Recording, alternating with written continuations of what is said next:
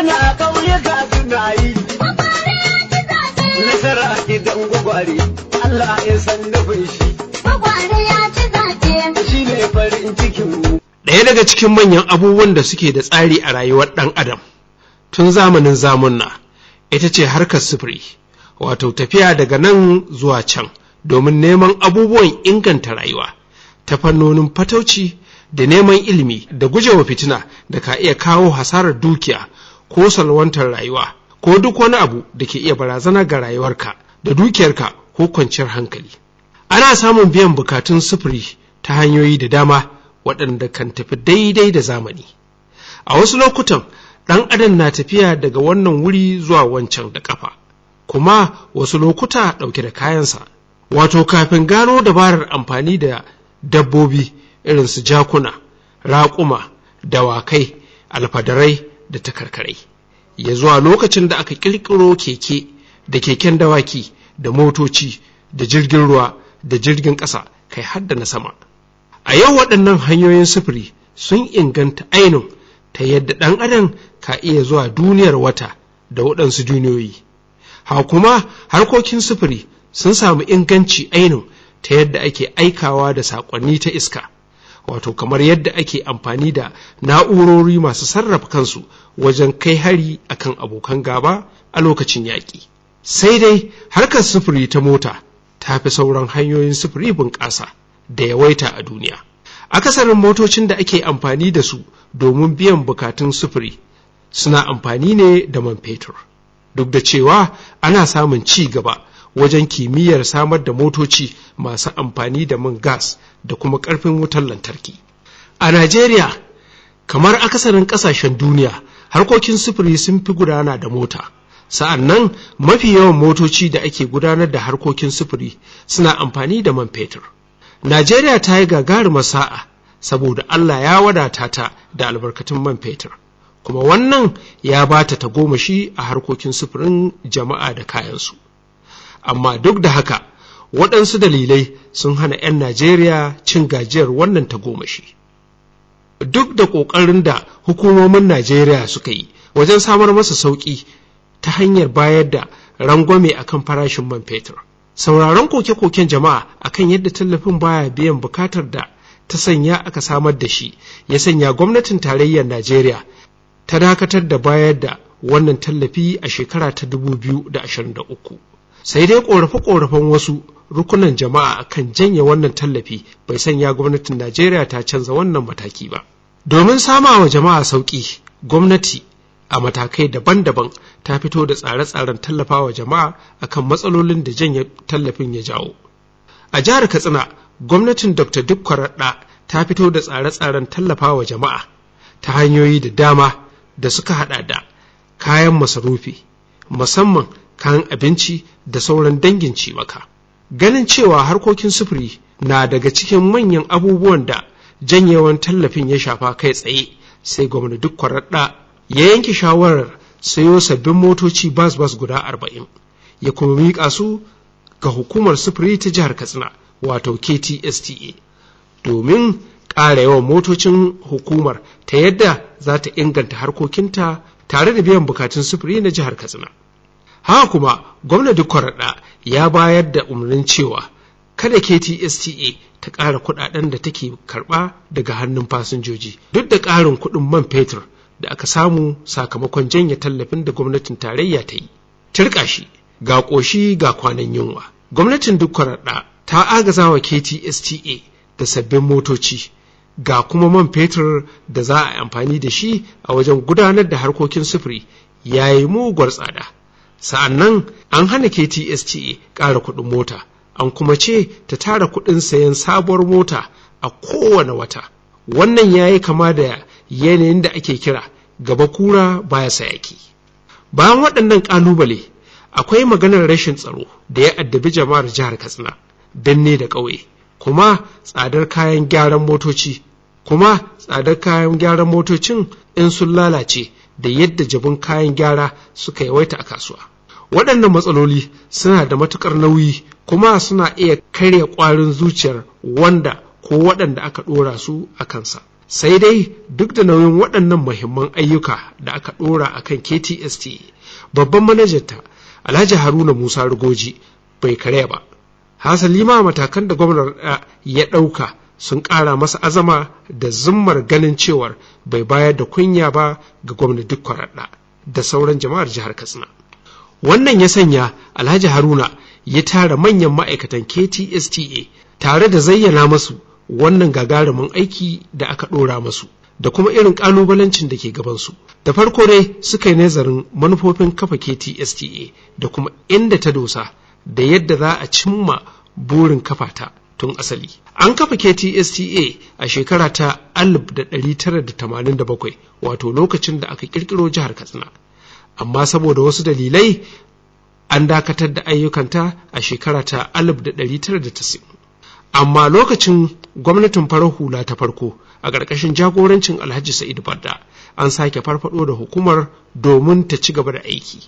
Haka kuma an kafa KTSTA ne da nufin ta biya bukatun sufurin jama'ar jihar Katsina a bisa kyakkyawan tsari mai inganci da sauƙi wanda jama'a za su iya dogara da shi domin biyan bukatunsu na sufuri cikin sauƙi da kwanciyar hankali. Ganin haka sai babban manaja ya jagoranci wannan gagarumin aiki tare da shan alwashin samun nasara. Alhaji Haruna ya samu ƙwarin gwiwa cewa matakan da gwamna duk kwaraɗa ya ɗauka dangane da magance matsalar tsaro suna biyan bukata sosai, kuma wannan zai ba su tagomashi wajen cimma burinsu. A lokacin da muke zantawa da Alhaji Haruna game da illar rashin tsaro da ke yi wa harkokin KTSTA cikas, ya bayyana mana cewa tilas suka ƙauracewa wasu wurare kamar Batsari da Jibiya domin barazanar da 'yan bindiga suka riƙa yi masu.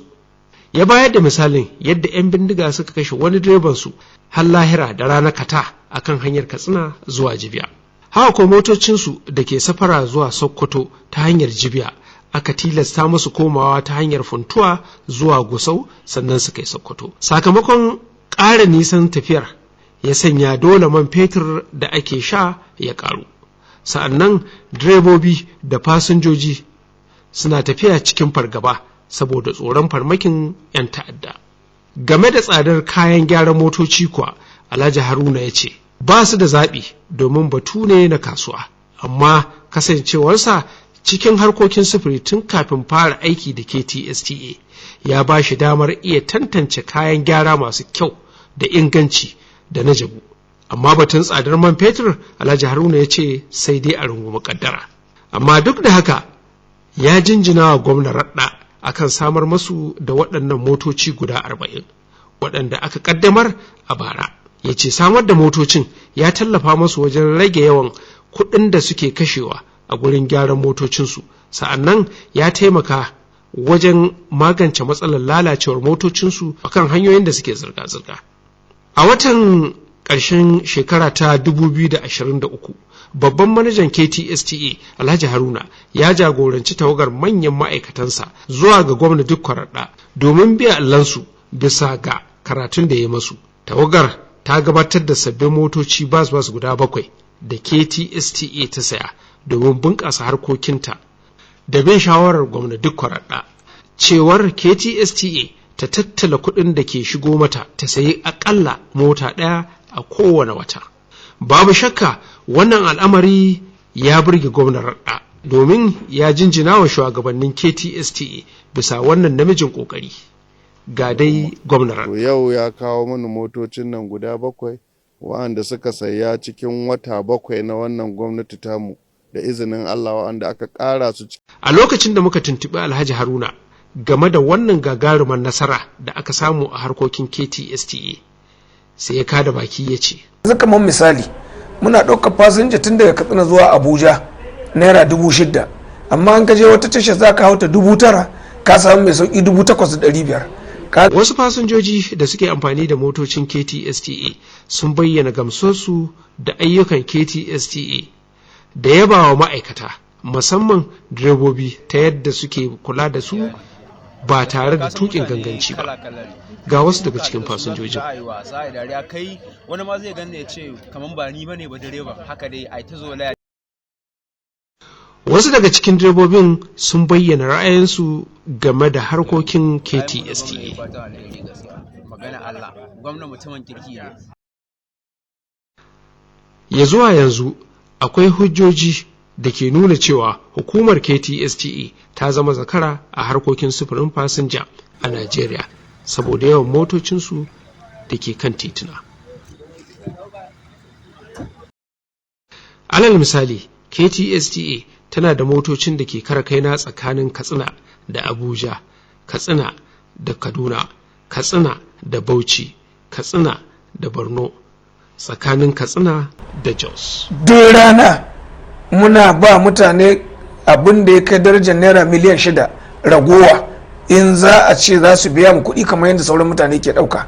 Haka kuma akwai masu zirga-zirga tsakanin Katsina da Kano, tsakanin Katsina zuwa Sokoto, tsakanin Katsina zuwa Gusau da dai sauransu.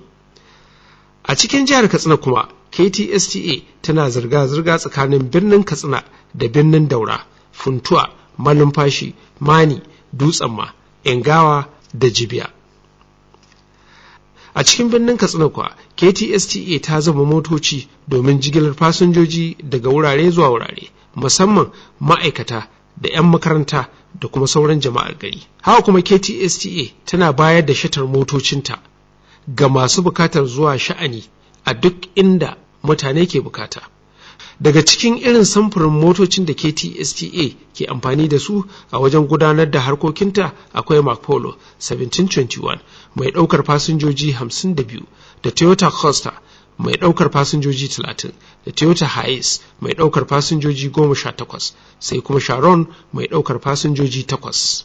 Game da halayyar abokan mu'amalar KTSTA kuwa, Alhaji Haruna ya nuna matuƙar godiya bisa haɗin kai da goyon baya da suke samu daga jama'a, musamman fasinjoji da jami'an tsaro da masu kula da harkokin sufuri.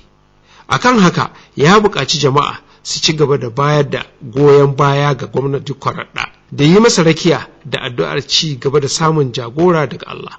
Ya ce suna godiya ga abokan aikinsa, manya da ƙanana da kuma fasinjoji da suke mu'amala da su. A ƙarshe Alhaji Haruna ya buƙaci al'ummar jihar Katsina musamman fasinjojin KTSTA da su rika taimaka masu da shawarwari akan yadda za ta inganta harkokinta na samar da harkar sufuri mai kyau da inganci da sauƙi cikin natsuwa da kuma mune ma jama'a godiya kwarai da gaske saboda more especially mutanen Katsina da su. Sharkwatar hukumar KTSTA tana nan a ƙofar Durbi, babbar tashar ta na ƙofar Kwaya, yayin da babban garejin gyaran motocinta ke a ƙofar Guga cikin birnin Katsina. Gwagware ya ci zaɓe.